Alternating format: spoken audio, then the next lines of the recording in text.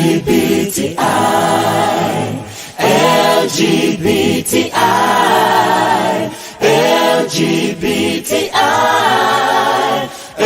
LGBTI. What are we? What are we? What are we? What are we? What are we? What are we? What are we? What are we? What are we? What are we? What are we? What are we? Yeah, yeah, yeah. We are the children of the rainbow flag. We are cool, choose around and proud. No one's gonna stop us. We are here to stay. We are the cool, choose of the rainbow flag. We are moving forward, moving on and on. Never, never going back. We are moving forward, moving on and on. Never, never going back. We keep fighting, fighting, fighting on and on. Never, never gonna stop. We keep fighting, fighting, fighting on and on. Never, never gonna stop. LGBTI, LGBTI,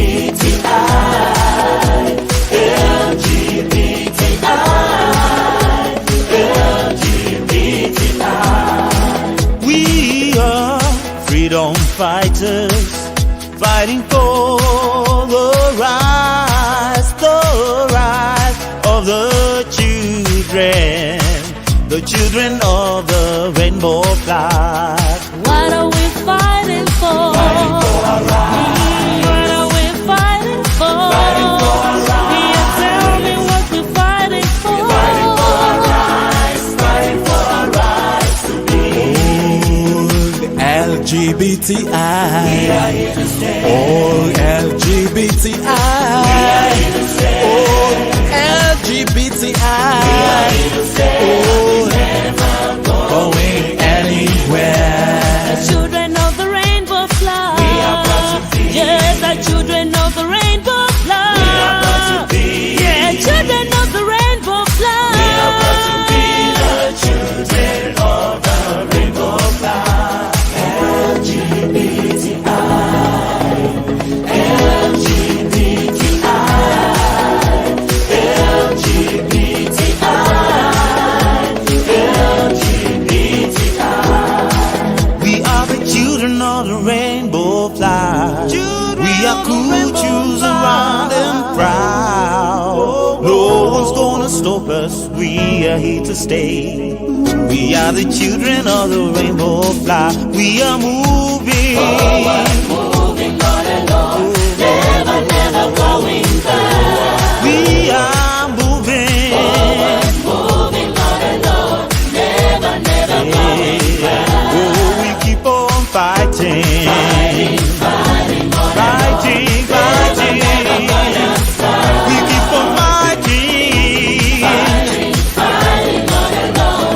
Never, never gonna stop. Oh, yeah, yeah. LGBTI. Ooh, LGBTI.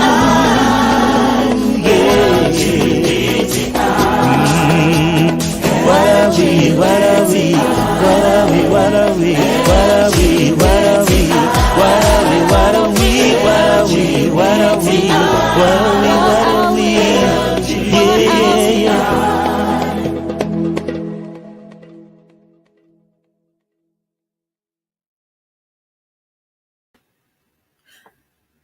Good evening, good day. Wherever you are, I greet you all from the Victor Mukasa Show. This is another episode of the Free Block 13 Kakuma campaign. It is an update show, and on this show, we focus on what is happening to LGBTQ refugees in Kakuma camp in northwestern Kenya. It is a camp where LGBTQ refugees are facing constant attacks and discrimination from service providers in the area. It is also the very refugees that are calling out to the UNHCR to evacuate them from that homophobic camp. The refugees face regular attacks from fellow refugees who are homophobic and transphobic. And, we have been reporting, we have been giving updates here about what's happening in that camp. We have the concentration of the attacks, mostly at Block 13, and their testimonies are what we have been sharing here for the last 3+ months. You must know that the campaign to get them evacuated is still ongoing. And we are still collectively calling upon the UNHCR to act and get them out of the dangerous camp. We have had a death there already, a child, an infant, 4 months old, who was tear gassed at the UNHCR grounds with the UNHCR watching. This child was tear gassed at 3 days old. It is not surprising, therefore, that at 4 months old, she eventually lost her life. In reality, she was struggling with the effects of that tear gas all that time. Now, before I bring on the refugees, this particular segment today is basically one where they will share more and more testimonies. Usually you hear about generalized updates, but today we are going to have several of the LGBTQ refugees at Block 13 sharing their personal testimonies of attacks, of violence, of humiliation, of assaults, and also of discrimination at hospitals and when it comes to accessing services elsewhere. As usual, I thank all of you who have paid close attention to this situation, all of you who are advocating and lobbying on their behalf. I would like to give a special thank you to all the organizations that are engaging in this now and all the statements coming out of there very recently. A special thank you to the network of Black LGBT Migrant Project in the US that is mobilizing efforts of evacuation, of advocacy for evacuation. I would like to thank international organizations that are on it, and most importantly, you individuals that are taking it upon yourselves to advocate for LGBTQ refugees in Kakuma camp, and in particular at Block 13. The situation there is appalling. It is life-threatening, and we are trying to prevent more loss of lives. I'd like to send a special thank you to the team of first responders, doctors and therapists that constantly give counsel to the refugees. What they're going through is really mind-messing, and they find themselves in need of these services every day. I would also like to thank all those who are donating to the GoFundMe that I have personally set up to support other refugees at Block 13. Thank you so much for your donations, and we ask you to donate even more. And I must, sadly share that the malaria outbreak is back again, and we are having a lot of them requiring treatment, something that is difficult to take care of if we do not have resources. I request you, please, friends, comrades, families, and well-wishers, to donate to Block 13 so that we can take care of the challenges, day-to-day challenges there. In just a second, I'm going to bring on Block 13 and help me to welcome them. Gilbert. Hello, Victor. Yes, bro. How are you? I'm here. How are you doing? I'm doing fine. I can hear it is some kind of, I don't know if the line is clear. Let's keep talking and see if this is going to work out for you. Yes. Maybe because they is DJ. Should we take off? headphones. Maybe earlier on when you connected, it was working very perfectly. I don't know what is happening right now. If I can hear, Hello. yes. We would like to have you. It's just unfortunate that this is not working out. Do you hear me? Yes, I hear you very. So it was the headphones, yeah. They were actually making me sweat. Okay. Let us proceed then. It's always good to see you guys, and I just informed our viewers that today you have a lot for us in way of general update, but also personal testimonies. Yes, please. As you can see today, we are gathered as a family of Block 13. You can see next to me is a transgender. I know her very well. Oh, yes.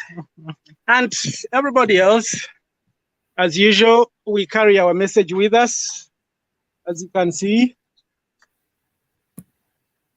it's up there, the message. Block 13. Exactly. That message, we cannot overemphasize it. We are very, very happy to be on this show as Block 13. We are going through a very, very difficult time. On top of the usual problems that we go through, we also have other challenges. The challenges, when you have people in a camp, they are bound to be exploited. They are bound to be exploited. This happens at very, very many levels. I will not delve into the different levels of exploitation, but I wanted you to know that refugees are a vulnerable group, and some people know this and take unfair advantage. The purpose of today's live really is to collectively speak to the world as Block 13. Yes. Now, usually I take the lead in speaking, but I'm being representational at the very best. Today, those that I represent would like to say it, just like the expression goes, right from the horse's mouth. Yes. It's very easy to say that Gilbert makes up these things. How about you hear it from Block 13, firsthand? Block 13 continues to remain unsafe. Our lives continue to remain in danger. And we continue to see no response from UNHCR. How many attacks have you had in the last, did you have any attacks over the weekend? Or the last 4 days? Yes, there was an attack. You remember there was an attack on Jordan? Yes. He was badly injured. You know, by now, they know most of the LGBTQ. And it's not the only attack. There is another refugee. His name is Jonathan. He's also nursing a wound on his hand. Okay. And it's another attack. So we continue to be attacked in ambush. We continue to be harassed. And nothing seems to be changing, at least from the perspective of those that have the mandate or the resources or that are in charge of making a difference. We do know that they are aware of our challenges. Just remind them, if you're out there, please, remind them that you know they are aware and that you know they have done nothing so far. Remind them to do their duty. Remind them to fulfill their obligation, to protect life. All life is sacred, according to the Bible. Yes. All life is sacred. That's what the Bible says. And in our usual language, we say all life is precious.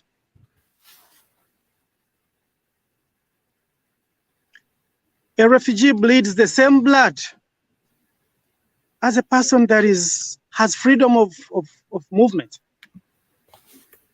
that is not under direct threat from within their countries. If you are a free person, remember that there is nothing special you have given to God to be in that condition. Your circumstances right now are simply better than ours. It's not that we are criminals that we deserve. It's not a prison. It's not a sentence. It's just unfortunate circumstances that have put us in this condition. But in terms of breath, in terms of blood, in terms of flesh, we have the same like yours. That's why we call upon you guys, everybody out there. Call on to the UNHCR. Remind them to protect our lives and save us from danger. You should call on the UNHCR. Last week, you also asked all of us to talk to a few other entities. Yes. Can you repeat I mentioned, yes. I called on people to call on or to write to or call the different government missions that are in the Kenya. If your country has a mission in Kenya, please write to them and remind them that refugees are still suffering. LGBTQ. Please write your departments of migration and remind them that some people are dying out of negligence. Kindly write to the missions of the Kenyan government in your respective countries. Remind them that in their backyard, gross violations of human rights are going on during broad daylight. And those responsible have done nothing to stop this. We also requested people to write to their favorite organizations, human rights, LGBTQ organizations. The one that you feel is closest to your heart, write to them. Tell them that I am one of your followers. I'm one that aligns my thinking to yours, to your goals and purposes. But I feel there is a lot of injustice going right down in Kenya. Ask them to do something. They value your loyalty to them. And they will value life just the way you value it. Those are the entities we made a call to intervene and take part in our challenges. And last week we did state that we cannot afford to give up. Give up means everything for us. It's lost. The moment we give up, we have lost everything. And there is not much that we have except our life. As a refugee who ran from violence, from persecution, from conflict, what we have is simply life. And that's all there is left to lose. That's why we are clinging on. We are clinging on for dear life. And we are requesting you to kindly not let go. Imagine us hanging on the edge of a cliff. That's our situation in Kakuma. That's our situation on Block 13. If we let go, it's oblivion. That's why we ask please amplify our voices. We are not shy to tell the world that we are dying. We have nothing left to lose by telling the truth that Kakuma is horrible. It's not a secret anymore. And this is the message I want to go to UNHCR. Kakuma is no longer secret. The world knows that we are in a dangerous environment, courtesy of you. You cannot pretend about it anymore. Kakuma is a horrible place for LGBTQ and has always been that. Probably in the past years, you could probably cover it up. You can no longer cover that up. Yeah. It's out there, everybody knows it. So I think the best thing is to move on and protect those that you have endangered by placing us in a hostile environment. When I talk about our challenges, Victor, I can go on until morning. Yeah, I understand that. But today, it's about Block 13. They would like to tell the world what they think of this place, and to ask the world in their own voices how they can be helped. Well, we are happy to have the LGBT refugees, Kakuma camp. Hi. Hello, Victor. Yes, introduce yourself to our viewers. I know you very well, but they would love to know more about you. This is John Lucretia, a trans girl, a proud trans girl at Block 13 in Kakuma camp, Kenya. Yep. So you're sharing your story today. Indeed. About what has happened? What has happened to you? What has happened to you in Kakuma refugee camp? When did you get there? I got into Kakuma camp in April. That was April 2020. This very year. Okay. Almost. This is my 8th month. If I'm not mistaken, this is my 8th month in the camp. Mm-hmm.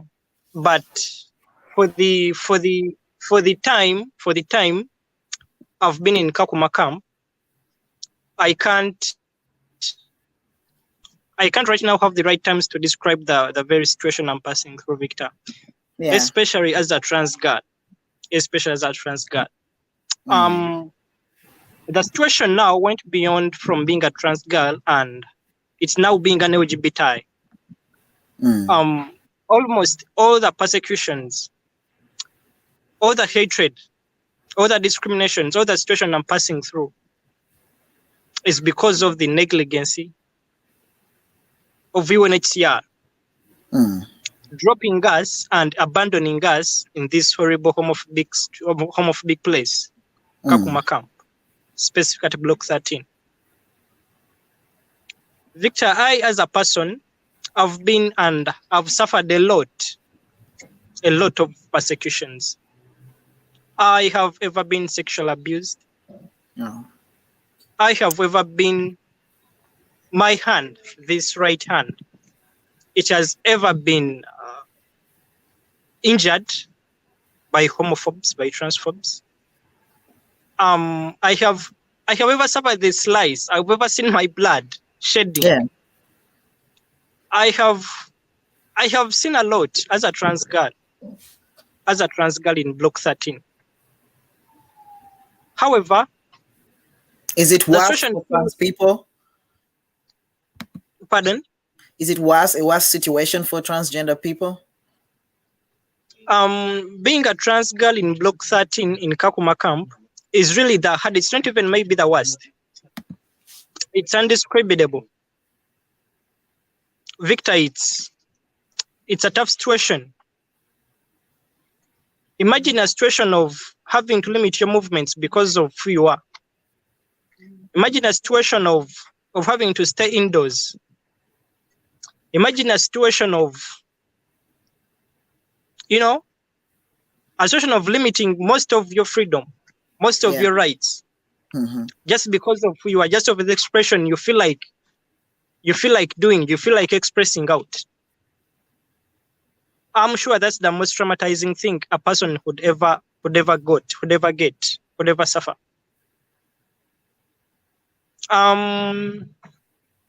For the time we've been here, Yeah.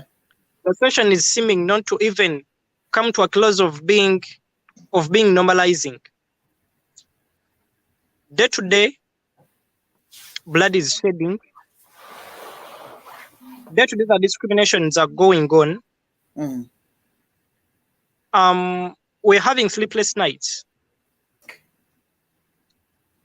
And as I've told you, this is now beyond being a trans girl. It's now being generally an LGBTI.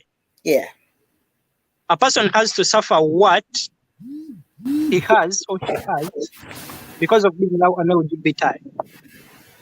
Most of the attacks and of the very recent attack that has happened, it happened to a gay man, Jody. That was on Friday, right? That was on Friday. Uh-huh. Our gay man was attacked. And now I can see him. His hand is now moving by his chest, Yeah. Have you tried to are you one of the people who have tried to access medical attention at the International Rescue Committee hospitals? Yes. Yeah. How is the situation there when you try to access medical attention from the hospitals that UNHCR has provided to you? What I would like to tell the world is that IRC hospitals may be out there, not in Kenya, maybe in Kakuma camp. They might be good hospitals. But when it comes to Kakuma camp, specifically to LGBT people, it changes to another case. The services are totally unfavorable to us. You go there, and the moment they realize you're an LGBT, you have to come last on the line. And most of the times, if you make a line, however weak and however bad situation you're in, you force yourself to make a line, and reaching on the pharmacy, they tell you come back the following day because no medicine around. Now, is that something they say to you, that the LGBTs, or it's a general problem that there's no medicine for all refugees in Kakuma camp? It's within us, the LGBT. Yeah. I've ever noticed that most of them, your fellow refugees in the same line of the pharmacy, they make up a line, and for them they are given medicine. And when you happen to reach the doctor, the pharmacist, what he or she has to tell you is that come back the following day, no medicine for you. And you have to do that for somehow 2 or 3 days. And what you have to do is just get out and go look for medicine somewhere else, in a private clinic or in a private pharmacy. That's really traumatizing. Yeah. It puts more of your health in another situation. Victor, life here is unpredictable. A day comes and you may never know whether it will get to morning when we are alive or not. Thank you so much, John, for sharing your story. Did you want to say something else? What I want to share the world, what I would like to ask the world, if at all you would please help us. Most of you, all of you have email addresses. Use them, your Facebook accounts. Write letters. Write letters to the UNHCR. To the UNHCR. Okay. To the human organizations out there. Okay. To the embassies. to organizations in Kenya, out of Kenya, international organizations, to please help us raise our campaign, push our campaign. What is your The Free campaign Block for? 13 campaign is the Evacuate Block 13, Free Block 13 campaign, Okay. because we need a safe place to stay than this. That's all Thank I can ask the world. Thank you very much, John. And I think that they are hearing what you are saying. And I really thank you for sharing your story today. Strength to you. I'm glad and humbled to share my story with you, Victor. Thank you. And thank you for everything you do for your fellows. Yeah. All right. Who do we have next willing to share their story? Okay, Victor. Yes, Bashir. Yes, I would like to change this camera first, and then people will begin talking. Okay. We see you though.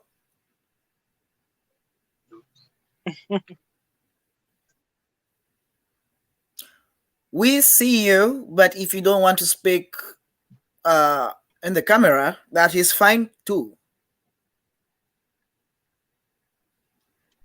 Block 13. Hello. Hello. Yes. The screen is black. Your camera is off.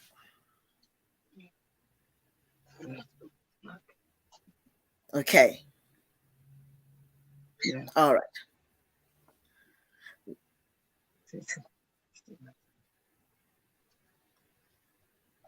Bashir, is somebody looking at sharing their story? Yeah. Yeah. Okay. You can go whenever you're ready.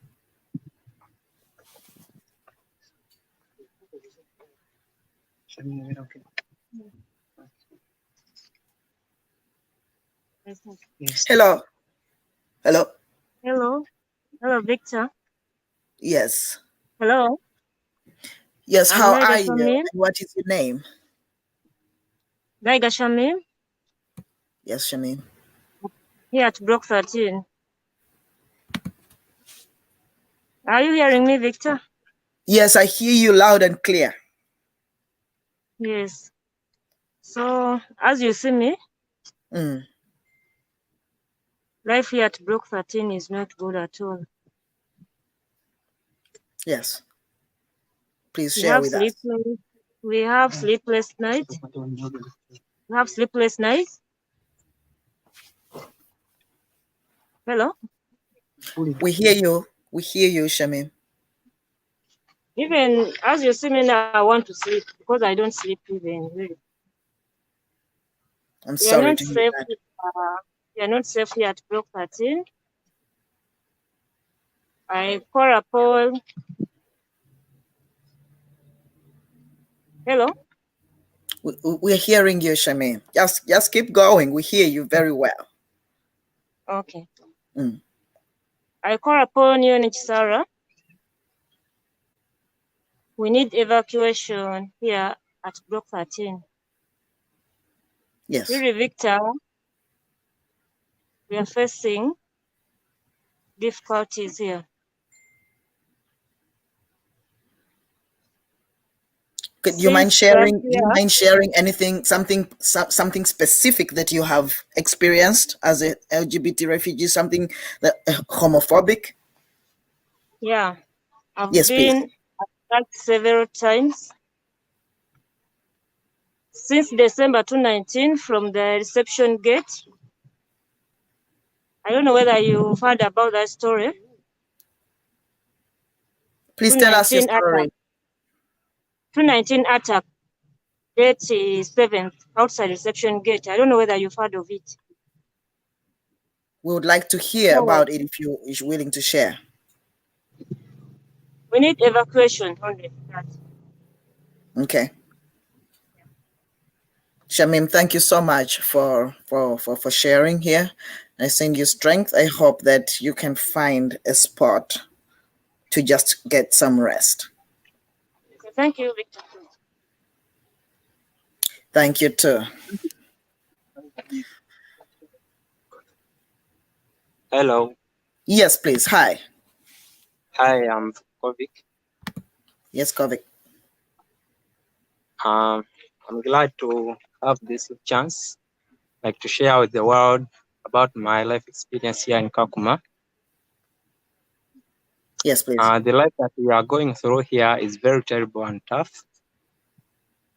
And we do call upon whoever is concerned to please take an action for our rescue, because we are almost dying. We are Kovic. all human like others, but unfortunately that we being LGBTI persons, we are neglected, we are denied chances, we are denied rights of living, rights of life, and we are like not people, we are not like humans.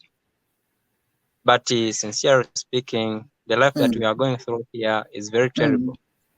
Kovic, have you faced any attacks on your person? Very many, and like it's uncountable, because ever since I came in the community, it was my third day in the community. We are attacked in the night. After 4 days after that attack, still we are also attacked in our community.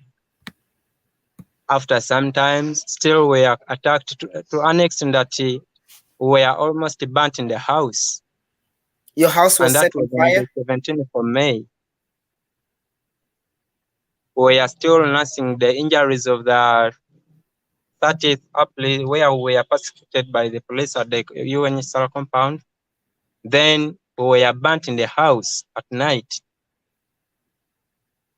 So we are not supposed to live just because of our gender.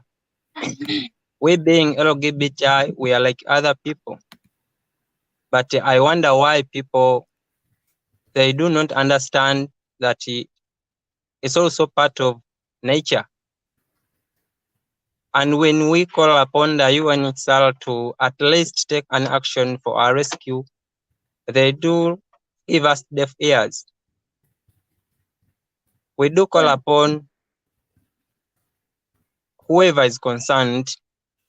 We do call upon all the activists, all the human rights defenders to at least, please, we politely request that at least you take an action. We do suffer here. We do dying here. We are losing lives. We've almost lost lives here. So I'm not sure whether tomorrow it's me, whether tomorrow I'm leaving, or someone else. The one I'm moving with today, I might not be with him or her tomorrow. So Kovic, I have a question for you.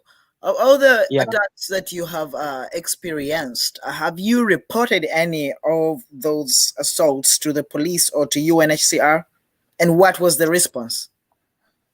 Well, all the attacks that we've been getting here, we have tried, and I as a person have tried to report to the UNHCR and to the police, but I came to the extent of giving up. I can no longer report there, because when you go to the police, when I last went there to the police, that's when we were burnt in the house. And after 2 days still, I was threatened in the community. I went there to report at the police. They told me that I will be arrested. Instead of giving me hope, they promised to arrest me because they are tired of us. And so you had to leave? I had to leave because instead of being arrested, and first of all, we are targeted. We as Ugandans, we as LGBTI persons, we are targeted. Even a policeman, he can get you on the way just moving. He asks you, who are you? What are you doing? What are you all? And him realizing that you are an LGBTI, he can't leave you alone like such. He will go with you. And when you go there, they'll charge you cases that you have never even heard of. So I decided to give up. I even tried to call the UNHCR, but they were giving me excuses whenever I could call them, and I gave up to them. So I could not, just because I could not continue reporting to them while not helping me. And the only platform that I remain to report my cases, it's Your Life, where you can come up, you show the world how are we going, which type of life that you are going through in the community, and whichever. So the UNHCR, maybe they will hear your voice than me. That's why we use your platform, at least. Well, we have advocates listening in, and you have clearly asked all of us to write letters to the UNHCR, ask our organizations to write to the UNHCR calling for your evacuation. You are saying the camp is so dangerous for all of you. Right. Do you have any as I've been trying to call upon your concern, your hope, I do once again call up all the human rights defenders, the advocates persons, the activists, international activists. Yes. At least, please write to the UNHCR the emails seeking for our evacuation from this horrible land, Kakuma. Just for the sake of our rescue, we are dying. Please, please, please, we call upon for your hope. Thank you.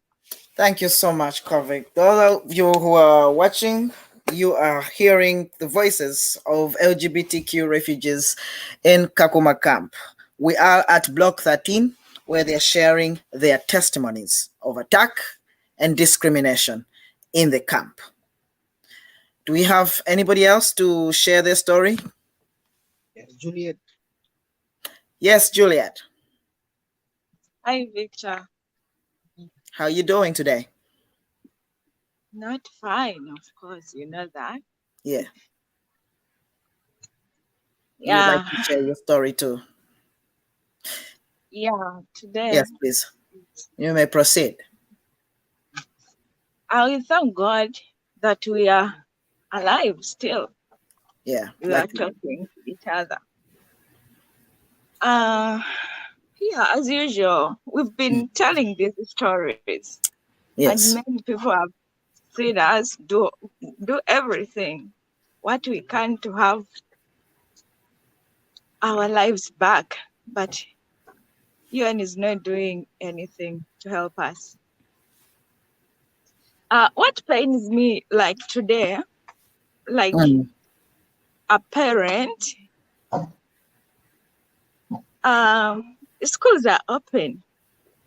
I can see all children going to school right now in the camp. But our children can't go to school. Yes, schools are open. Why are your children not able to go to the school in the camp? They are discriminated. All the children are like us. We tell you that we are on the way. People see us. Many people, we are on the roadside where we stay. So most of these children are also known like as big people. So these children are also discriminated by these young fellow children too. Their peers. Yeah, like my son Arafat was attacked last week. He was beaten by fellow children when he was going to shop. These also small children are also discriminated. Now we can't even send them to shop to get something there. So they cannot go to school. We've tried this. We've called UN. We've told our story to UN, what we are going through, but they are doing nothing at all. So we are afraid. We are losing hope. We are tired. of looking our life perishing here. I don't know what we are going to do, but whatever it is, we are telling the world we are tired. Some of us want even to commit suicide and go once and for all. We are getting weak. Like, we've been patient. We've tried to do everything, like making everyone know about this. We've reported to the police, we've called UNHCR, we've tried to write emails, but we don't have anything. All is in vain. So we don't know what to do anymore. I hear you, Juliet, and it just hurts anybody who is going through what you're going through to know that every day you're living in fear and nothing is being done. I still assure you that advocates across the world are working hard to ensure that evacuation takes place. And we will not rest until UNHCR actually gets to do its job of protecting refugees that are targeted for who they are. Any kind of refugee is supposed to be protected by the UNHCR. And you're not speaking in vain. You're sharing your story is not in vain. And the world will not, the UNHCR will be held accountable for everything that is happening to you, because you have all testified here before that you feel already dead. You know, it's just bodies that are, you know, moving, but you already feel. You're just saying you have lost hope, and UNHCR knows this. They watch our programs. They read our emails. How many emails have been sent? A lot. So UNHCR will be accountable for these crimes. These are crimes against humanity. But I encourage you to keep fighting, to keep alive. Liberation will come someday. It's moving closer with all the organizations that are getting involved. Send you love. Okay, Victor, we are going to see another person here by the names of Transclear. Okay, Transclear. I know Transclear. Yes, Claire. How are you? I'm good. How are you doing, Claire? Victor, for sure, I'm not fine and I'm not okay right now. Ever since, you know, I came in Kakuma, up to now, I faced a lot, and, you know, I've passed through many situations. Yeah, and yes. I've been attacked. Yeah, so even I don't know how I can even talk about UNHCR, even my situation, because I'm tired of talking about it. Ever since I started here, I've been calling, I've been talking about it, sending emails. So right now, I have no time of talking about UNHCR because I'm tired. I'm tired because they know everything which I'm passing through. They know. And everyone knows because I've shown everything. I've shown evidence. I've shown every scars, blood. You know, I've shown everything. Okay, I'm sorry about what is happening to you, Transclear. It is true that you have shared your story several times, and if you don't feel comfortable sharing it right now, I understand.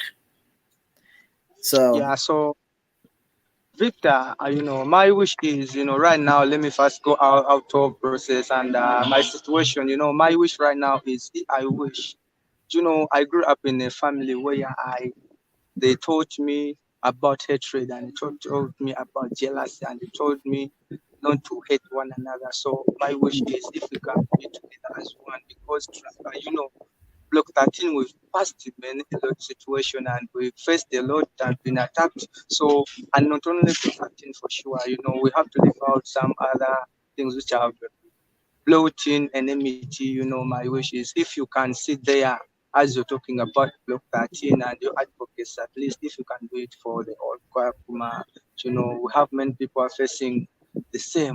we came from our countries not knowing that we will find our brothers and sisters in Block 13 or in Kakuma. And we left our families and we came and we get another family, we get another members. Yeah? So my wish is just we have to leave out the other misunderstandings and do you have small anybody things. from any other block right now with you there? Yeah, right now I can say that some are here, some are not here. Okay, can we hear, because we do not see any reports of what we are hearing at Block 13. Are you saying that the people on the other blocks, can you tell us some of those stories of attacks? So, you know, and also, if there's somebody there to just talk about their situation, that would be great. This is a platform for those like, who... Victor is like, not only Ugandans, but we have all Rwandese, Congolese. There are men here, and I can talk about the other men people are first facing a lot. Not only, we focus, our focus is on two groups, those groups, and, we've been seeing other people from other blocks being attacked.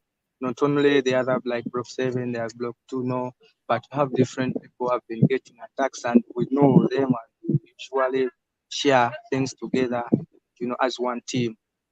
Yes, Block 13 has been facing a lot, but what I can tell is, in my life, I don't like hatred in my life, and I don't like to see someone being okay, not talking to me, not okay. It's like, for me, my wish is if we can be together as one team. That's my wish for today. I have nothing to say about the. Well, I don't think that the viewers here can do much about that. But if you guys are having, this is just a personal, it is just my opinion, sharing with you. If there's any issues of disunity amongst you, I think that you should all be able to understand what you're going through does not require more stresses. That you should be able to deal with these issues amongst yourself there, amongst yourselves, have those meetings. Like, I think this is some kind of obvious thing that should be happening,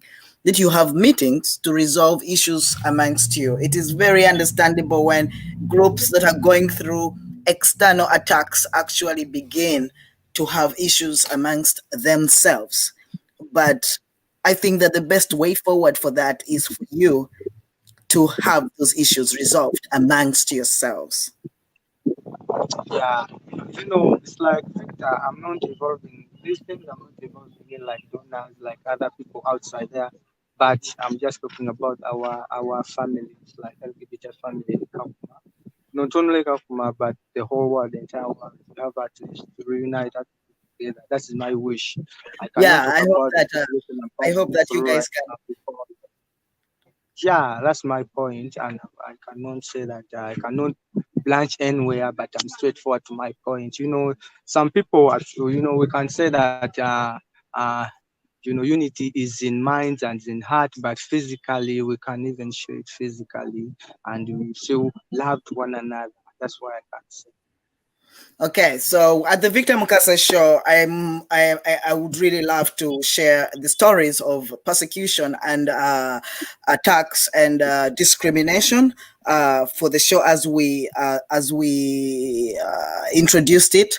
But my advice is that if there are issues affecting you as members of the same family, that you actually sit down as your family and try to resolve these so that you come out strong against the enemy. You're not each other's enemies. Your enemy is UNHCR. Your enemy are the homophobic people. Your enemy are those who are attacking you. And I think that we are ready to stand with all of you to fight against those enemies. Victor, why am I saying this? We've been attacked. We've been attacked several times, and we've been, when we try to divide ourselves and we say that this and this, we talk differently. It is not easy. It needs a big voice so that we can be as one. Unisala, it's, we've been telling it several times, but it has refused to come out. I don't know, and we don't know until when it will come out. People sending emails. People have written the main things. We've written stories. We've sent everything. We've shown everything. But because of, Victor, you know what I'm talking about. Because you Okay, are, I'm very disheartened, and I feel so terrible that you are having challenges there. I still maintain that if you guys have internal challenges there, you ought to sit down and resolve them, because the show today wasn't really focusing on conflict resolution amongst yourselves. The request was for a space to share with the world the discrimination and homophobia that you are all facing. If you need intervention of external forces in working out those issues, you might need to make it known to those forces or parties to come and help in that situation. yeah, Victor. I myself, Tranquilla, I've passed through a lot, and yeah, I need help and I need advocacy. I need to be advocated because I'm not feeling okay and I'm not well here because this is not a place where I'm supposed to be, and as a family. But what I tell you is I'm not alone facing this. I'm not alone. I'm not alone. That's why I can tell you I'm not alone. And now it is 1 year and 2 months ever since I came in Kakuma. Mm-hmm. By the time I landed in Kakuma, I've been facing a lot, starting from reception up to now. But we've did everything, and I've sent email to every in and with every corner. But even no reply. They're just telling us to go down, to keep a low profile, to do everything. When we try to tell them that we are facing this, even when you fall sick, you go to the hospital, they tell you that no help, you have to wait until NHR offices are open, that we have a problem of COVID. When will that, okay, I want, until what time will that thing end, that system of COVID? We don't know how it will end and when. You know, why am I saying this? Because we have to be together, come, and we have to live some, like if someone here is sick, we are not supposed to sit in panels and say that we have to discuss about this one, that this one is sick. Should we sit down and discuss about this person? That should we take him to the hospital? And if you say, if you accept it, yes. If you don't accept, no. We have many conflicts. Let me Okay, I thank you for sharing, Claire, but I still think that the Victor Mukasa show is not the show to be taking care of that right now. This show is actually amplifying your voice to your supporters who are working on advocacy and supporting you in various ways. If there is a specific need for resourceful people to come in and help with conflict resolution, we shall be able to call upon those people. And I take this opportunity to thank you, Victor, for everything you've done for us, you've did for us. All people in Block 13, we thank you. That's my job. I'm doing it with everybody behind me. Everybody. And I wish that if you can do it for the all LGBT and Kakuma. Those are my words. I mean, we will look at everybody who is facing persecution and discrimination in Kakuma.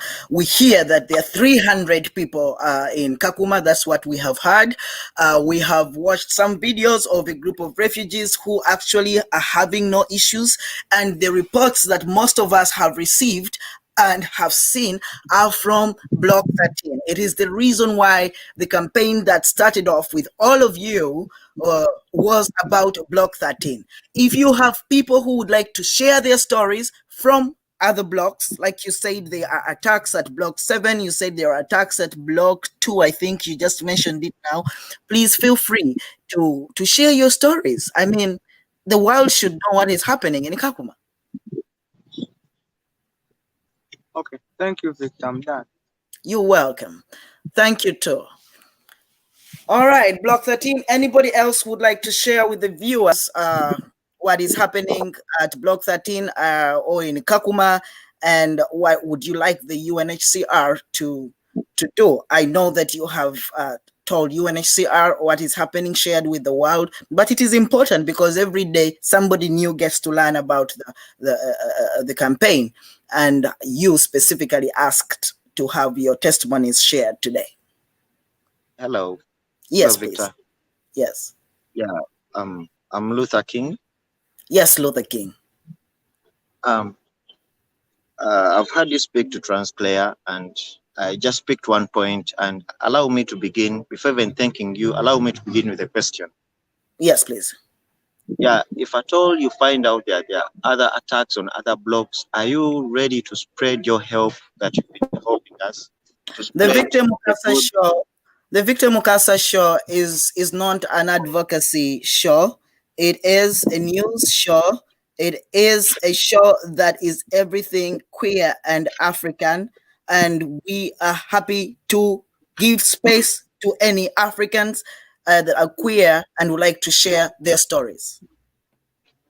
Perfect.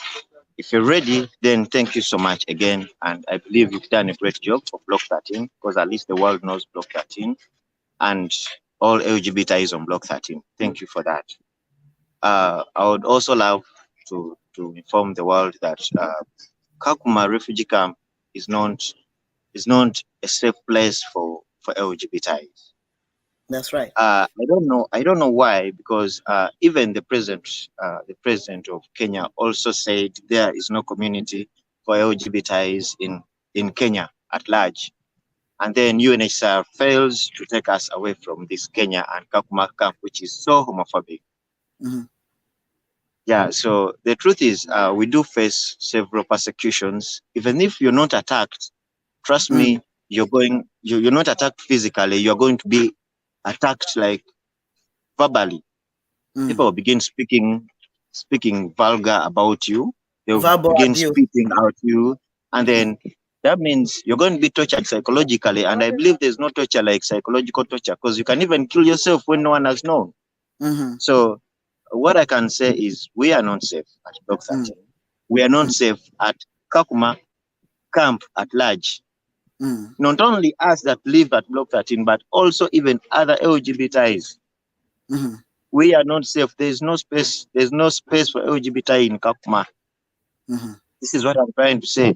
That since you have accepted and you said that Victor Mukasa's show is for LGBTIs in Kakuma, that you are even able to speak out and advocate for those that are not, for those that are even out of Block 13. I'm really so glad, because that was what I was praying for. That even my brothers and sisters, because not everyone was brought on Block 13. We were just brought here by UNHCR. So I'm so glad. That you. Yes, please. Thank you so much for sharing. I would like to share with you, to the listeners, also the viewers, that this is a media channel that I have set up as a space for LGBTQ plus communities in Africa to make use of whenever they need it. It is great that refugees can use it right now, but it's not just a station for refugees. It is a media station for African LGBT news. Then that will be so great. That is so great to hear, because I never knew about it. That means even the other refugees can come and contact you, or come and also share their stories. That is also perfect, because that was my main concern to the world, and also inform the world that we are not safe. Well, we have contacts. We have the contacts for the Victor Mukasa show on the Victor Mukasa show Facebook page, and that is where all those that require to have a news piece aired on the Victor Mukasa show will go to request for a slot. And when we have a slot, people get it.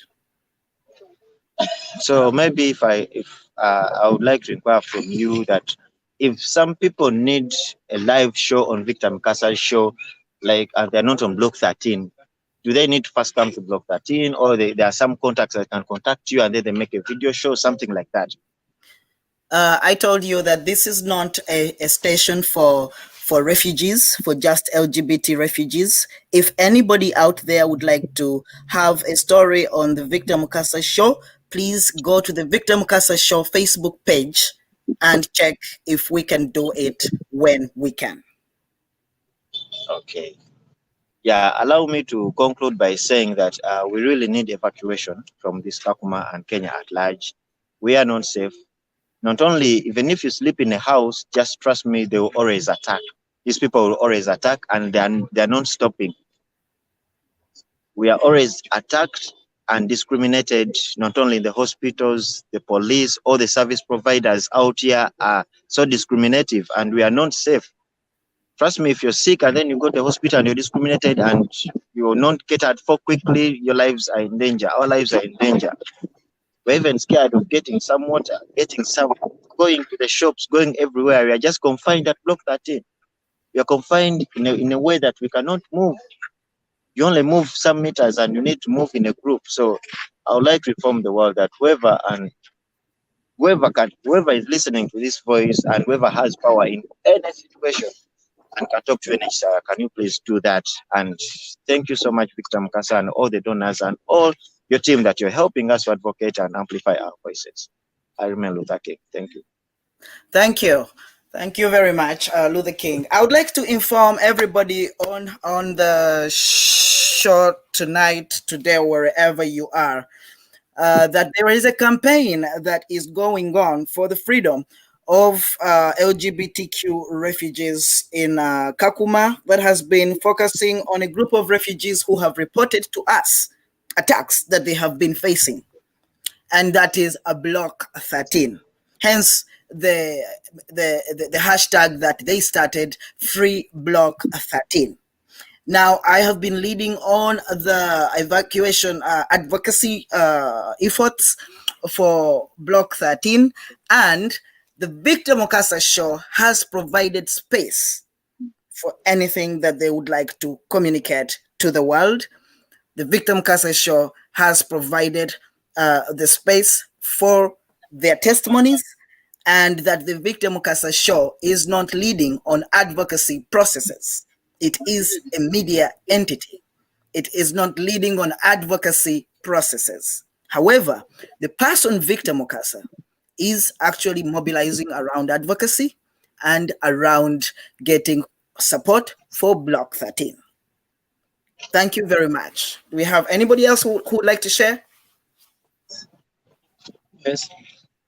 Yes, this Trinidad. Yes, Victor. What is First of happening all, to you? You have wanted to share testimonies about what is happening to you as individuals. I wanted to try and give up a clear picture of Block 13 because, you know, if we talk Block 13, maybe some people outside Kenya, all over the world, may not understand what we mean by Block 13. Yes, please. I think some of us here we are brought here to Block 13 on a gunpoint after being tear gassed while we are at UNHCR grounds. We are brought up here, we are over 141 by then. And we are dumped here. We didn't have, as we had just reached here, you can imagine 141 people is just 7 houses. So we had to resort to sleeping outside. During the times of rain, times during that day, it's hot. As you know, this is a semi-arid desert. So life became harder. And on top of that, right from May now to November, Block 13 has registered several fatal attacks. Yes. You have shared testimonies. Reaching over 100, ranging from breakage of skulls, ranging from someone being nailed, some people being sliced, stabbed.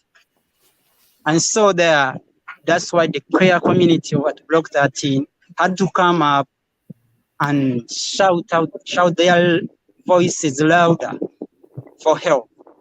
Thanks to the Victor Mukasa Show that it showed up. And I'm sure by the time we were given this space at the Victor Mukasa Show, things were worse. The world started knowing about Block 13. And until now, UNHCR hasn't done anything. Even after the long calls we have done, after the long letters we've written, after the live updates, talk shows we have had, UNHCR has kept quiet.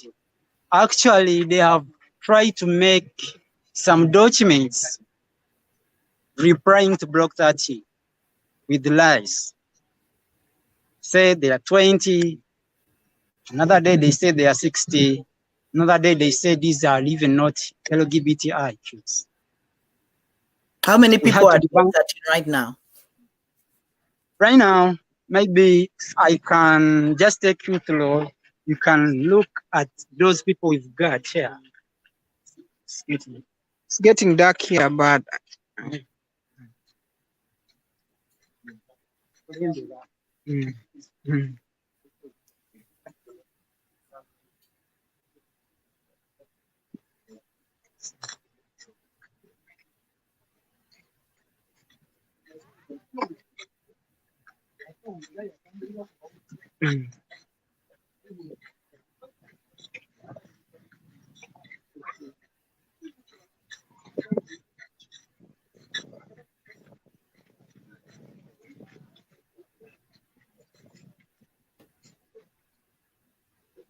And you guys, you said you sleep out right outside there.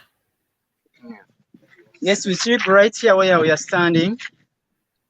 And as you can see, the number is big. We've got 7 houses. And those houses were left for kids and mothers because of their vulnerability, because they are still children. So that's the Block 13 we're talking about. Yes. And thanks to everyone who's coming out to advocate for Block 13, because we are in real emergency at the moment. You can't imagine us being in the midst of a genocide. 500 people comes and attacks the block. The small block, which stands at probably just 2 hectares or even less. Was attacked by over 500 people, homophobic group, and we are beating randomly, not discriminating the kids, women, sick people. Everyone was beaten. And at the end of the day, we had over 30 registered injuries and other injuries that were got later, and those people weren't registered by the police, but they were over 50 by then. Grave injuries, that's what I'm talking about. So if I come and say, if I run a hashtag free Block 13, do what, doesn't mean that we are not aware that we don't have other LGBTIQs in Kakuma's hall. We have them there, but if they keep under crosset, I understand, Victor. By those years, I'm happy that I had to watch your video far back in 2014, sorry. Yes. You know, people, LGBTIQs were still under corsets. They weren't moving, yet they were fighting for freedom, but they don't want to move out. They don't want to talk. They don't want to shout. They don't want to cooperate with the people. They just see themselves that they should be discriminating themselves. So it bothers me very much if someone can't come out and express their pride as real LGBTQ plus people. Because they are our brothers. It's just, some people are not able to come out at certain points. But I think that we should be. I'm just wondering if the situation at Block 13 is a reflection of what is happening on the other blocks. Are there people there who can talk, who can share with our viewers what is happening on those other blocks? You know, I understand it might appear like that, but still, maybe some people outside Block 13, but are also LGBTQs, might be fearing to tell the world. But I'm their fellows. We are the Rainbow Brothers and Sisters. At least they would come, have my Facebook page. They are my friends. At least they would text me. We could find a way how we can amplify their voices. We could post that, on the search block and the search block, a fatal attack has happened. It doesn't matter. How are the people on the other blogs? Because I know that I have used MySpace to fundraise for Block 13. How are the other refugees, somebody there from that other block, to just share the situation of how they even survive? How are they surviving? The reality is, of course, at Kakuma, we all depend on donors and funders. And perhaps they've got donors and funders there who are funding them and donating to them. But probably they are the ones who can explain that very well. I wouldn't love to be alleging that they are being given this or that. So it will be a good opportunity if anyone could come here. Then you can give him or her a platform. Then you can ask them. They will really produce a very good answer to that. Okay, it will be great to have other refugees from other blocks coming here to share their plight, the discrimination and attacks that they have faced, because I think that is not an area that is known at this point. In terms of what is happening elsewhere. I know that in the other world where I do advocacy from, among the people that I myself and the people that I work with are advocating for, I really understand that not all of them are actually at Block 13. However, sure, I do not have all 300 among the people that have been reported to be facing this discrimination, because really it is about 140 people on Block 13. Does anybody ask themselves why we keep advocating for 189? Maybe there is an answer in that. Sure. Yeah. Thank you. I would like to thank you, Victor Mukasa, for this platform. Yeah. And I thank you for the advocacy, and I extend my sincere thanks to all advocacy groups, the Black Lives Matters that have come to advocate for Block 13. We are really humbled. Thank you. Thank you, friends. Yes, Bashir. Yes, Victor. Yeah, you're going to talk to someone who is special here. Okay. Yes, hello. This is Hamza. Oh, Hamza, the one who is helping everybody medically.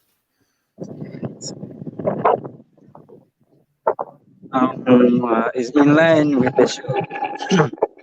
So, first introduce myself.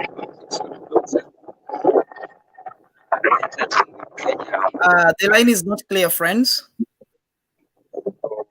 Let's get made somewhere clear. Some more windy here. Well, we hear you, Bashir. Yeah. It's okay here. Yes, please, Hamza. Please go ahead. Yeah, I was telling that I entered in Kenya on the 26th of Feb this very year. And I felt much happy that at least my life is good, because upon all the persecutions I have gone through in Uganda, I thought Kenya could be the best. But then I regret as to why I popped into Kenya. Why, Hamza? Challenge numerous beyond what we're going through in Uganda. Attacks immediately started. There were many along the way from Nairobi to Kakuma, then many in the reception area, then worst in the camp. But at the moment, I would like just to give some, but there are many, some memorable, some forgot. But the first one, immediately I had spent only 2 days in community. I was innocently arrested with more 7 members. It was upon minor reasons. They could have been maybe finished around, but because of the nature, because of the sexual orientation, we were arrested. We were attacked on a water point. So we thought we would be assisted. Following the law, we went to police to report. Instead of being assisted or maybe investigating what caused the chaos, they just arrested. They just put us into jail.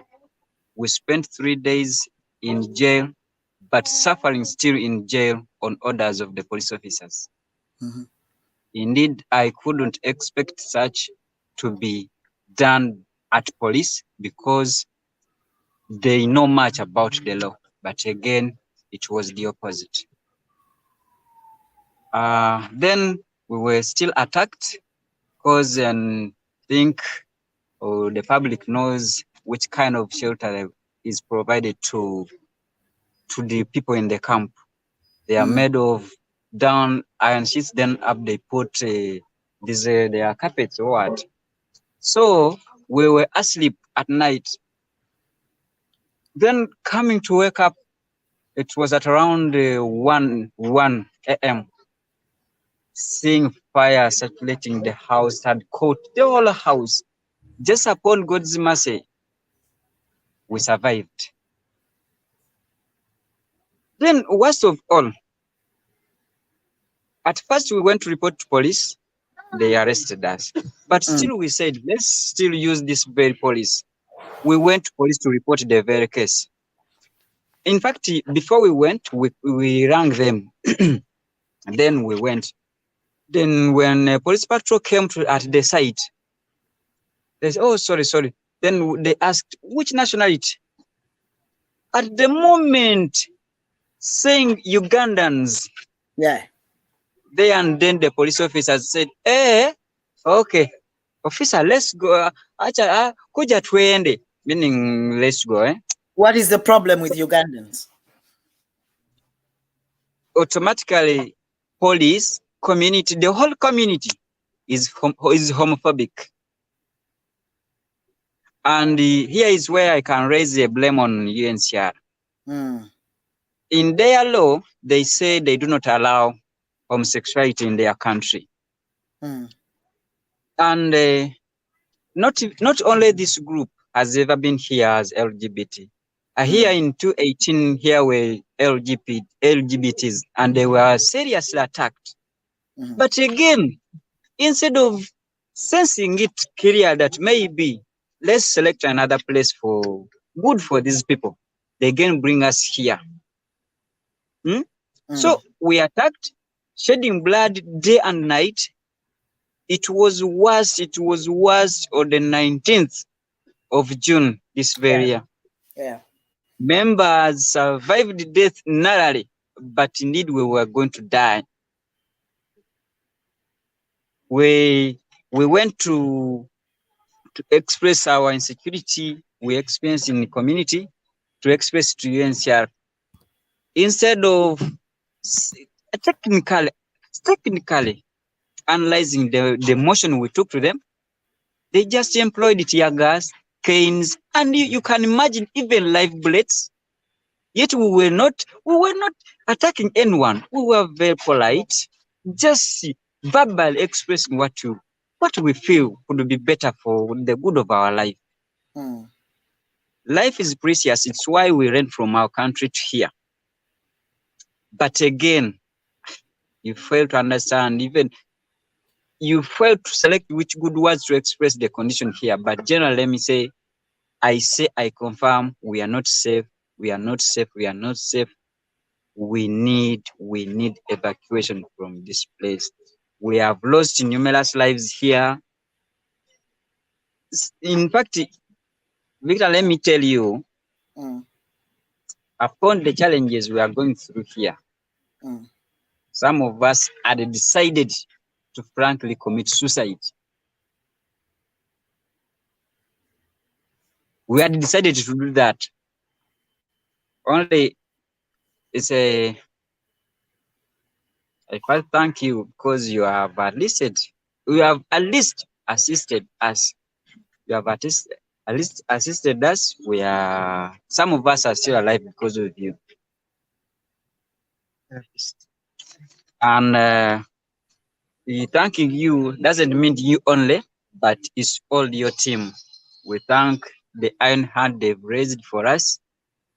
The little, at least you've shown that if you had much, you would assist, but you've at least shown that the little you have, we can share. Thank you for raising our hand, our voices. In me, I know voices can change an impact. Please do, and your team, we appreciate. Here we are, we need evacuation. These people are against the LGBT family at Block 13 and in Kakuma General, then entirely Kenya at large. We are not safe.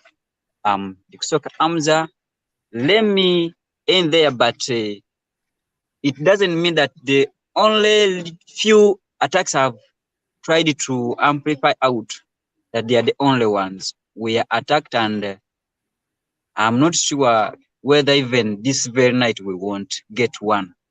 Thank you. Thank you, Hamza, for Yes, sharing. Victor. And yes, that has been Hamza. Yes, Bashir. Yeah, thanks to the therapist, they have done a great job here. Yeah, because I understand there's been a lot of suicidal thoughts. Yeah. So there's another person here. Okay. Who wants to share the story with you. It's called a Canary. Yes, Canary.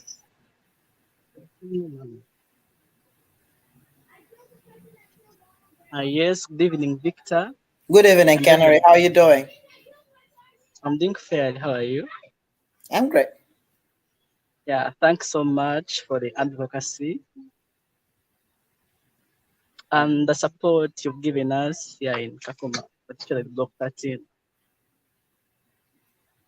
And I would really like to thank all the activists, donors, friends, and well-wishers who have indeed extended a helping hand to the vulnerable queer refugees in Kakuma refugee camp, not only Block 13.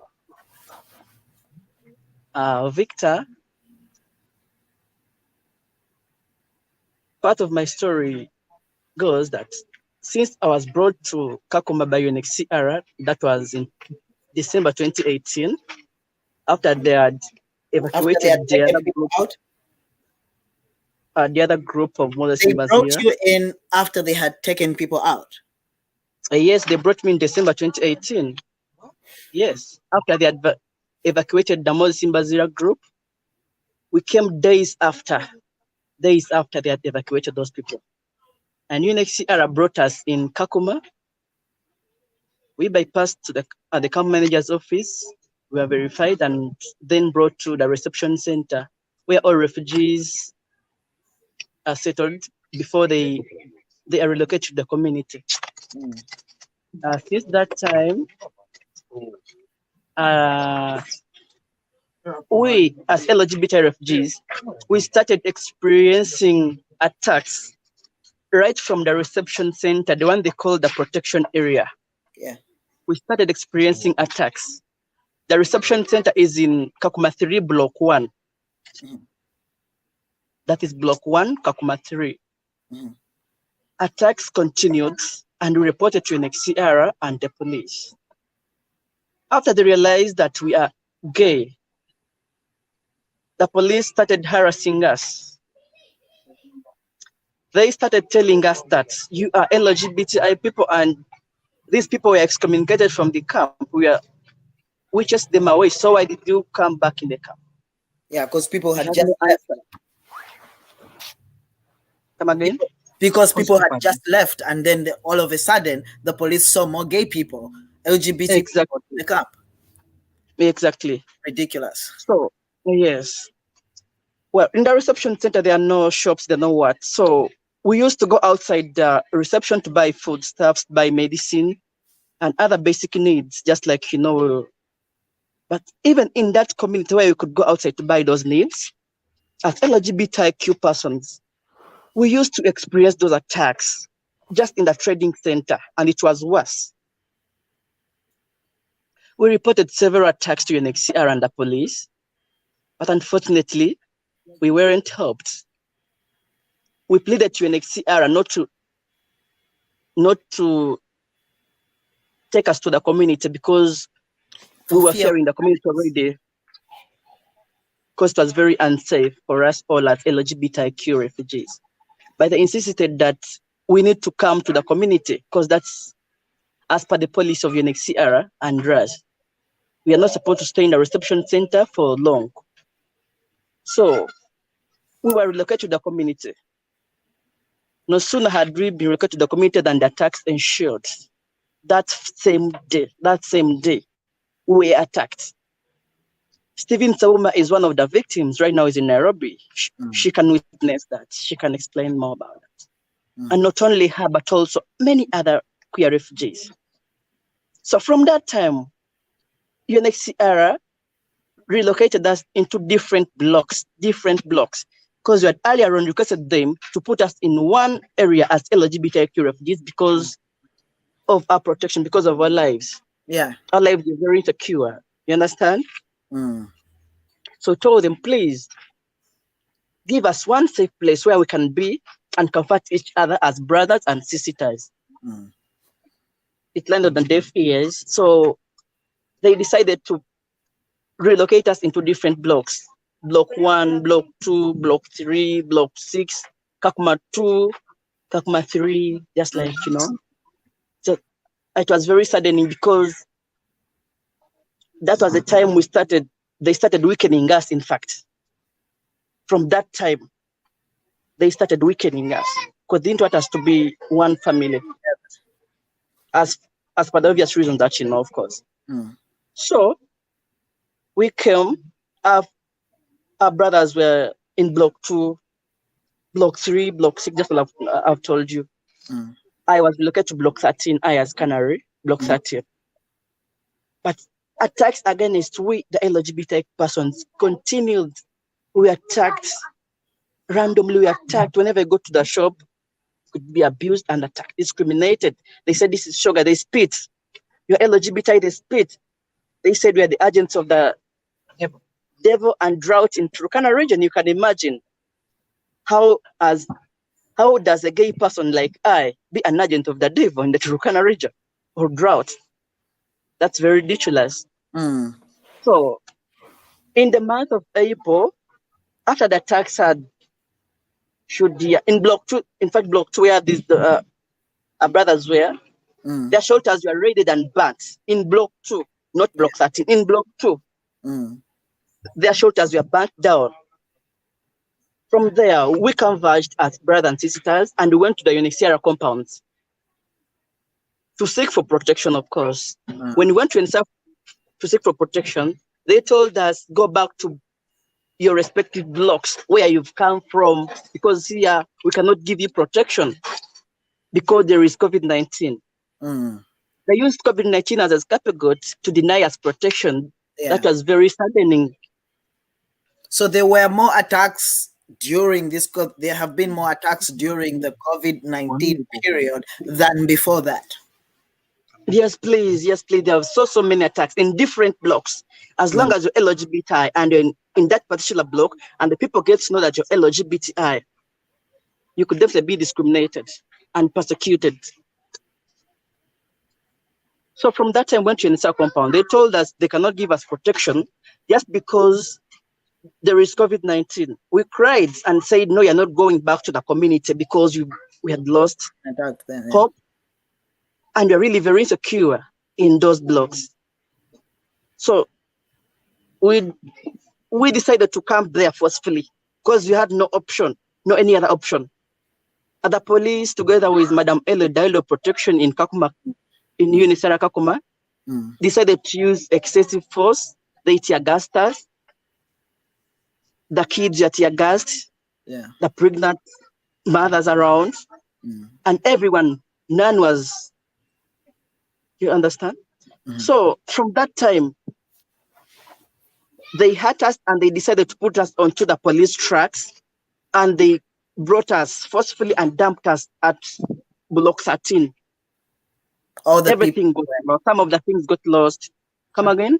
All the people who were in that stuff were brought to block 13. Yes, and some were dumped at the graveyard, some were dumped at the reception center gates. And we asked ourselves, why? Why are we suffering like this under UNHCR watch? So from that time, we said, what can we do now? They say they're going to give us a 24/7 security, and that was UNHCR. They say they're going to give us security, 24/7 one. And we asked ourselves, is the police going to escort us to the shops? Is the police going to take us to the hospitals? Because even the hospitals, the doctors are kind of homophobic. I am a victim of that. Very many people here are victims. The likes of Creighton, who was subjected to nearby euthanasia. I can say that was like euthanasia. And from that time, we stayed like that. We are in fear. Everyone here was in fear.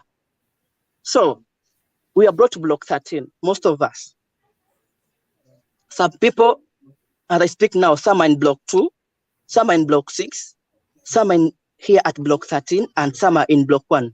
I'm talking about LGBT family, LGBT family. Block 13, block 1, block 2, block 7. Total of refugees is 300. Yes, about 300 as per the UNHCR statistics. Okay. Yes. All right. So, from that time, at the moment, you're about 300 in Kakuma, 300 LGBTIQ refugees, but in different blocks.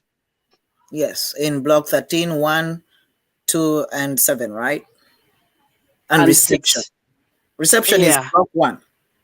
Yeah, block 1, Kakuma 2. Yeah. Yes. There is a friend called Abba Kakuma, you know him? And that guy can tell you that tax those guys have been going through. Yes, please. Yeah. But so I thought Abba Kakuma is at block 13 most of the time. No. No, it would be great for him to speak to the situation of other refugees elsewhere. He will have to speak about it because we are one family, cannot leave each other. Victor, I'd like to inform the world, our fellow LGBT persons, the activists, donors, friends, and well-wishers, that as LGBTIs in Kakuma refugee camp, not only block 13, our friends to outside are very unsafe. For instance, there is a friend called Eddie. They live in a particular shelter. There are 5 LGBTI persons. But some time ago, not long ago, a neighbor wanted to burn their shelter down after I realized that these people are shoggers or LGBTI people. He wanted to burn the shelter down. They went to police and reported, and right now they have that OB number. Eddie is in block 2, block 3, Kakuma 2. They are very unsafe.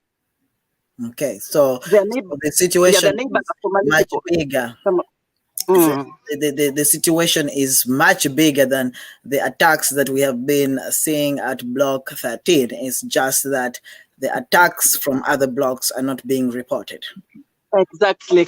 And that is wrong because they need to report these attacks. Because someone might say they're all LGBT in block 13, but there are very many LGBT brothers and sisters out of block 13. And we are calling upon UNHCR to come out to evacuate every LGBTI in Kakuma refugee camp, not only we at block 13. Kakuma is dangerous. You know, there have been a lot of mixed information from Kakuma refugee camp. Just on World Refugee Day, we watched a video of refugees in Kakuma camp who say that they are comfortable, they are safe, and they are living a very they are okay, just waiting for evacuation. You know, I don't understand the person who said like that, and I'd like yeah, to know that person who I said is have very sorry. watched a video of these refugees that have proper shelters, and that will not talk about the plight of LGBTQ people in Kakuma camp. So those are mixed messages. If you guys could just come together, work it out that side, so that you come out and show the world the reality of Kakuma. Yes, Because the information I have seen that has not been given by Block 13, I have gotten from other organizations that are supporting refugees in Kakuma in different blocks other than Block 13. I know that you have they're being trained to make soap, to have a different kind of life. And I have watched these videos online. So it is all mixed information that is coming out of the camp. And the more you expose the filth in that camp in terms of homophobia and transphobia, the better. Because if you have refugees saying that they are safe, then why force them to be evacuated? You will then speak for those who say that they are not safe and need to be evacuated. I think that there needs to be an internal process at the camp where you all work out those issues so that you come out as a strong voice together. Yes, Victor, if these people were safe, sir, if they were safe, they wouldn't be reporting to police and to UN. Though I befault them for not speaking it up on media, I can say. For instance, I've given an example of Eddie. Their neighbor is a Somali refugee who threatened to burn their shelter down. He threatened to burn their shelter down. And as I talk now, Eddie is going to tell you his story, because I've told him, please, alert the world that you're not safe. Because they cry we hear that, even us now, we're not safe. But they cannot talk about it on social media or any other platform. But they just write emails and go to police to report. But the police themselves are saying they're tired of those people. All of us, in fact, as long as you identify as LGBT, they say we are tired of that case and we are tired of you. Yeah, it was my understanding that everybody LGBT should be unsafe in that camp, is unsafe in that camp. It is just, surprising when you receive reports of a group of LGBT that is doing fine. And, you shouldn't be, a lot of advocates are not looking for people who are comfortable. People are looking for those that need support and help. For example, I realized when I came into the campaign that Block 13 did not even have food and other necessities. And there's been fundraising for that. Sometimes no money is coming in, sometimes it's in, sometimes it's not in, but at least something comes in every now and then. When it is available, it is used. When it's not available, it's not used. How are the other blocks, those people that you're talking about, surviving in the camp? Well, just like I've told you, Victor, there are very many activists and donors who are supporting LGBTIQ in Kakuma. Okay. You might be one of those people, Victor. Yeah. Tomorrow I might go to Block 2 and I ask for assistance from you, Victor. An example is Jeff. Jeff and other activists has been providing support to some of those people out of Block 13, and even we in Block 13, some of us, some, not all. And at Block 13, they are providing help. Yes, including you, Victor, and we thank you so much for the support you've given us. The support is coming from various people. I'm just actually trying to find out how people on other blocks, it means that people on other blocks are managing to survive. They have donors and, that is not a challenge. Well, Victor, just like I've told you, there are activists out there who are helping us in Kakuma, not only those people, but also we here. I understand Repsea has been providing some support to those people in terms of food. Repsea. Yeah, they've been providing food to those people. But food doesn't guarantee one's security, as I've told you. Not at all. They get food by the attacks. They are attacked. Yeah. You understand? And some of them, I'd like to tell the world that some of those brothers and sisters of ours are like underhand. What do you mean? They are given. Okay, I mean like some of them are like given instructions. If you receive our food, don't say that you're safe. I'll not hesitate to say Mela Nathan once told me not to post it. Safe. Say that you're safe. He told me, Canary, don't post pictures filled with blood on social media. I had posted Stephen Teruma. And that time she had been cut here. I posted that picture. She came to my inbox and said, no, please delete that post because it has blood. Stop exposing blood on social media. And was like, why? I need to tell the world the situation we are living in as queer refugees in the camp so that we may be helped. You understand? So they're living under that situation. Some of them, Victor, and we need to find a way, Victor, to help these brothers. Because tomorrow when they evacuate Block 13 and we leave our brothers behind and they attack them and they kill them, and tomorrow they again say, please free Block 2, free Block 2. I don't think it makes sense. I think That's that my opinion. I think that the campaign for Block 13, I have received extensive testimonies from Kakuma. The campaign for Block 13 is a campaign that has brought the issues in Kakuma in the spotlight, has put Kakuma on the spotlight. And I must tell you that on the other side of advocacy, I received a list of about 190 people. You're going to hear them soon. 190 people, now 189 because COVID has passed. But I know that they are among the balance of 141 is not just allies. I see names of LGBTQ people that I know. Absolutely. You know? Victor talked about, yes, Victor had earlier talked about we need to unite, and that's the journey we are embarking on right now. I'm one of those people spearheading that. You do that in your house, please. Yeah. What I'm trying to say is that do the unity processes in your house. Absolutely. Yes. On the block, I'm not going. I mean, on the Victor Mukasa show, I'm unlikely to go into every house to check how many plates people have, to check how many what people ate tonight. You know, but I am happy to provide a space because the issue of unity, this show is giving people information outside so that they can support others. And unless you're talking about unity so that the world can come and unite Block 13 and Block 1 and Block 2, I think that the whole issue of how to resolve your issues should be inside your house, not unless you're calling for people to fly to Kakuma and help with unity. You're right. Because just like I've told you, some of the activists outside, Victor. Yes. Victor, just like I've told you, some of the activists outside, some of them, not all, have done a great job of disuniting us. I'm not ashamed to say this. I've done a great job of disuniting us.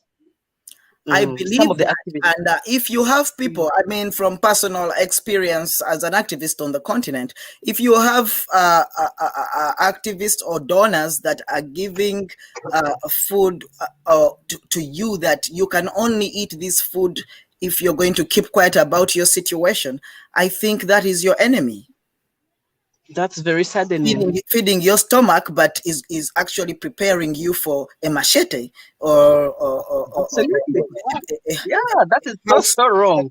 I think that you need to, seriously speaking, you need to have a meeting between you, all of you, and all your supporters, all your donors. I'm telling you, if you make an open, safe space for Victor, LGBT refugees and your donors, I think this will be resolved. Yes, Victor, as I conclude, I'd like to tell you, and I'd like to tell the world that LGBTIQ refugees in Kakuma refugee camp, we are not safe. And I'm calling upon UNHCR and other relevant agencies, international activists, the donors, and whoever in their respective capacities to please come out and evacuate LGBTIQ refugees because our lives are in danger here in the camp. I thank you so much for the support you've given us and everything that you're continuing to do for us as queer refugees in the camp. Thank you so much and kudos, Victor. Kudos to you, and thank you for sharing, Canary, for sharing your testimony. Yes, Bashir. All right.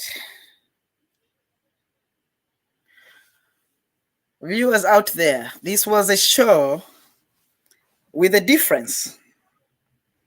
It's very clear that Kakuma camp, has other issues, but I hope that you managed to listen to those challenges that they are facing from homophobic refugees, from the UNHCR and the police, those who should be protecting law and order in that camp. And that was the main purpose of this. That was the main purpose of this broadcast. Clearly, Kakuma needs space. The people in Kakuma need a space to resolve certain issues. But that said, homophobia and transphobia are real in Kakuma refugee camp. That said, it is still a fact that a lot of people have been injured from these homophobic attacks. That said, we still need to stand with LGBT refugees in Kakuma camp, at Block 13, and any other refugee who is under attack for evacuation when that is asked of us. I thank you all. Please remember to tune in on Sunday. On Sunday, when we have the Lest We Forget show, the show where we feature LGBT human rights defenders who have contributed a lot to the LGBT human rights struggles in Africa. Last week, we had Lizo Theron, South African activist that has contributed tremendously to the transgender movement in Africa. This week, we have a very special guest that I will be announcing midweek. So please tune in on Sunday at 11 a.m. US time, 7 p.m. Nairobi time, for something very, very interesting. I thank you all for your patience here and for this extraordinary show. We will be back on Sunday. Adios.